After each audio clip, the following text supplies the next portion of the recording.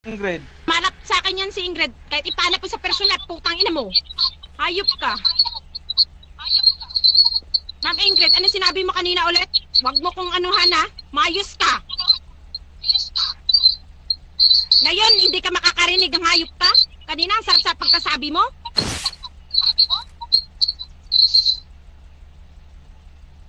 Yan yung mahirap sa inyo dito. Putay ina mo kung ka, Kenneth ha. Iklaro mo sa akin, Ma'am Ingrid, sinabi mo kanina, ano sabi mo? Alas 8 kayo dito kanina, kagabi nag-date.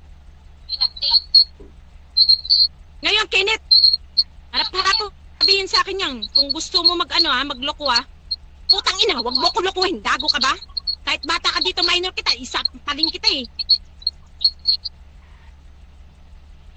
Ganda-ganda pagkatawag mo, lalabs. Akala ko ba kay G to? Kung nangyari sa akin, if ever ganyan joke nyo. Kaya bigla ako nagulat sa ganyang sasabihin mo. Wag yan, lalabs ko yan. Nag-date kami yan dito kagabi, 8 o'clock. Ngayon ang tanong, wag nyong i-deny kung nag-uusap kayo dito ha. Gawing bobo dahil hindi ako bata dito. Wag mo kung kaya walang marinig, hayop ka kanina, daldal ka ng daldal. Baka ipahanap kita sa personal. Wag nyo kong mamaliit masyado pagkatao ko. Ayop kayo. Kung magloloko ka dito, Kenneth, wag ako ha. Ayos ako tapos okay lang sana kung sinabi mong joke lang po yun, ma'am. Kesyo, ganyan. Yung pagkasabi mo, kayo 8 o'clock. Time ko po yung na-busy dito sa trabaho ko. Actually, malayo ho kami dalawa, LDR. Ngayon, ikaklaro kasi, wag mo sabihin sa hindi mo naririnig lahat ng sinasabi ko ngayon dito ha. Wag niyo mamalaitin masyado pagkatao ko. Masyado lang ako dito, marunong ako makisama. Marunong din ako makipagkaibigan. Pero mas marunong din ako saan ka pa lupalop ng mundo. Pahanap kita. Kayo, Kenneth. Ano to? Ngayon, hindi ayaw niya magsalita ng babae. Hindi kilala, umayos ka nga sa akin. May message na akala ko kay G, na SS ko sa kaya ito nga yung nag-online ako, nakita ako sa taas. Sagutin mo ka ng maayos, Kenneth, wag mong gawing lahat komplikado dahil sa larong Nung kagabi, di ba nag-uninstall ko ako kagabi? Kaka-install ko lang ngayon. Kenneth, wag mo kung ganyan, promise.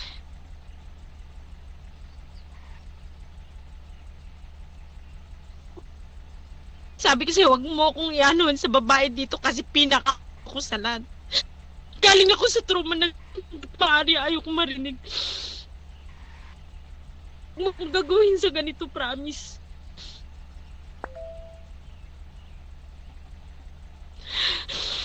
Hindi ko alam kung ano yung mararamdaman ko sa'yo. Hindi ko alam, promise. Ano na lang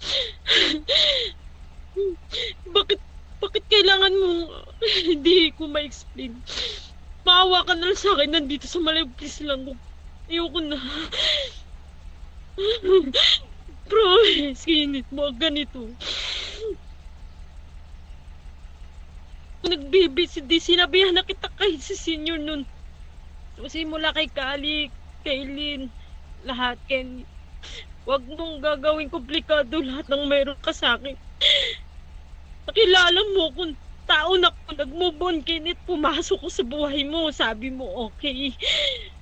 Paparamdam mo sa akin ganito. Hindi po, bakit kailangan mo gawin? Sabi ko sa'yo, huwag mo i-involve yung babae sa atin. Dahil dyan ako manghihina.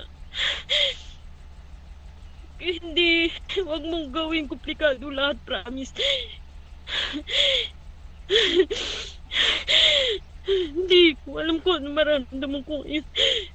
Kaya ako ngayon, hindi ko alam na, Kenneth. Laking trauma sa akin ng babae. Laking trauma. Alam mo yan, laking trauma sa akin dito yan. Ikaw mismo yan, ayaw mo iparamdam sa akin. Tapos ngayon paunti-unti mo ipaparamdam sa akin ganito. Wag sa ganitong paraan. Tigid Kenneth, wag sa ganito. Gusto mong maayos lahat. Ayos. Itong ikaw gumawa. Ikaw nga yan, Hindi ko kilala. alam kung ano gagawin ko. Ayun, promise. Hindi ko alam, Kenneth. Hindi ko alam sa inyo. Pero wag sa ganito, promise. Wag sa ganito. Maawa ka sa akin, nandito. Maawa ka na lang. Balik mo na ako dito, alis ako dito. Please lang. Alisin mo ako dito. Hindi ko alam na. Hindi ko alam. Sinabihan kita pa ulit-ulit. Ang tagal mo sa akin, huwag kang mag-i-involve ng babae. Huwag kang mag-i-involve sa akin ng babae. Wala sa akin problema, kaibigan. Pero wag yung babae. Wag lang yung babae.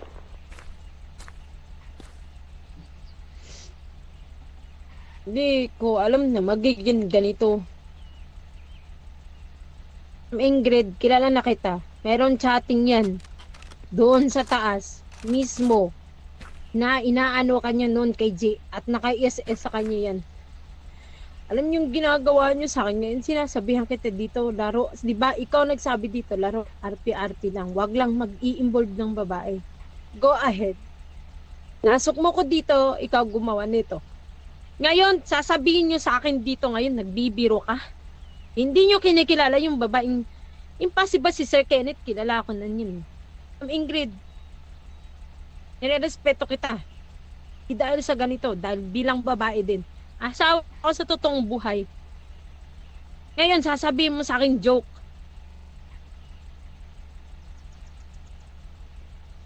Kung di ko alam kung ano mararamdaman ko ngayon. Alam mo kung sasabihin ko na lang, mahawa ka na lang, may anak ako. Balik mo na ako dito, alis na ako dito. Bulb sa yung babae kong promise. May anak ako, promise.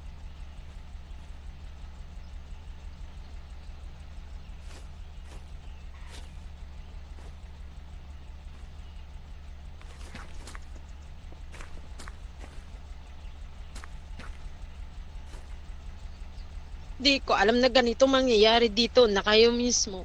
Okay lang sana magbiro eh. Huling sinabi mo sa bibiro kay. Kaso hindi eh. Gigigil ako sa ginawa mo, Ma'am Ingrid. Kahit sa years old ka. Dapat alam nyo, limit nyo dito lahat. Yan yung sinasabi ko sa inyo, hindi lahat ng tao mabibiro. Hindi lahat ng tao kaya accept yung sorry nyo or kahit joke nyo. Sabihin ko sa inyo, pamilyado akong tao. May anak po ako. Kaya ganito yung ano ngayon eh. Ganito reaction ko, nagulat ako kanina. Tinawagan ko siya, alas mabasag yung cellphone ko para iharap ka lang.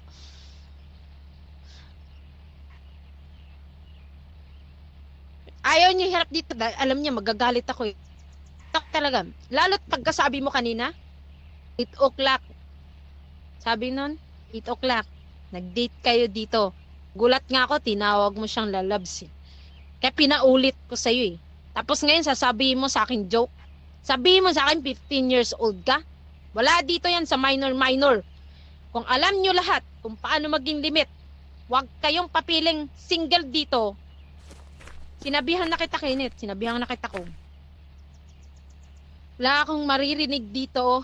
Walang mag-ano sa tenga ko. Wala ka sa aking problema. Sabi ko sa'yo, makarma lahat. Babalik. Ngayon, dito, lumampas ito. Yan sa akin. Wag mo kong ganyanin. Kanina, ang ganda-ganda pagkasabi mo. Ngayon, hindi ko siya kilala. Ngayon, magdi-deny kayo lahat dito. Install mo lahat ng laro mo, ha? At i-discover mo, lahat install mo. Pag hindi mo in-install mismo, pag andito ka pa kung, I tell you frankly, utang ina, hindi ako na ano. Mas isipin ko anak ko, kaysa sa'yo. Tag mo yung sasakyan, alis mo dito. Utang ina, tapos ganyan, gusto niyo dito makapag-usap. Ipag-usap ako dito maayos, ni sorry, wala dito, sasabihin joke. Utang, ang klaseng tao ka, kababae mo. Drive mo yung sasakyan. Galit na galit ako sa ginawa mo, promise. Di kita mapapatawad. Pras, may mag-video nito, saka may mag-post ha. Papahanap ko sa personal, kakasuhan ko talaga.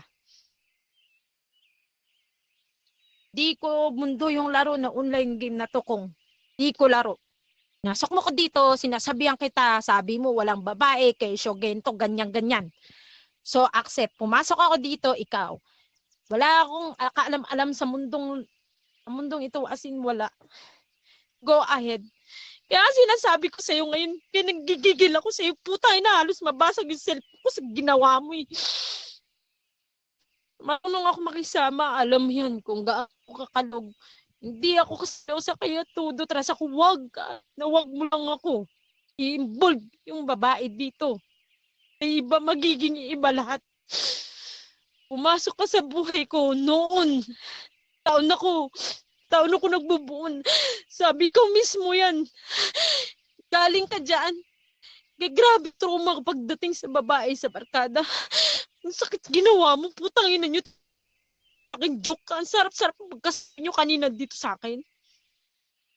Halos lahat doon sila. Mismo, dyan sa group chat nyo, bumitaw doon si senior. Pinag-away nila. Bakit? Bakit kailangan mong gawin to sa akin kung di na ako bata para sa ganito? Pero utang na loob ha. Ayusin mo. Ayusin mo buhay natin. Hindi okay lang.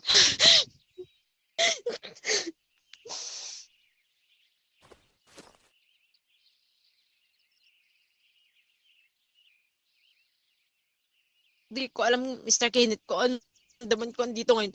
Hinginig katawan ko. Ayoko lang apektado yung trabaho ko dahil sa malayo ako. Ayoko lang apektado yung trabaho. May trabaho ako kasi ako. Duty ako. Hinig mo, ganito, ganyan. Di ko alam, maintindihan. Di kita maintindihan. Di ko alam na. Balik mo na lang din sa Gangos yung account ko. Please lang. Ayoko, baka anong mangyari sa akin dito kung visit ka. Tigilan mo na to lahat, please lang. Tigilan mo na to.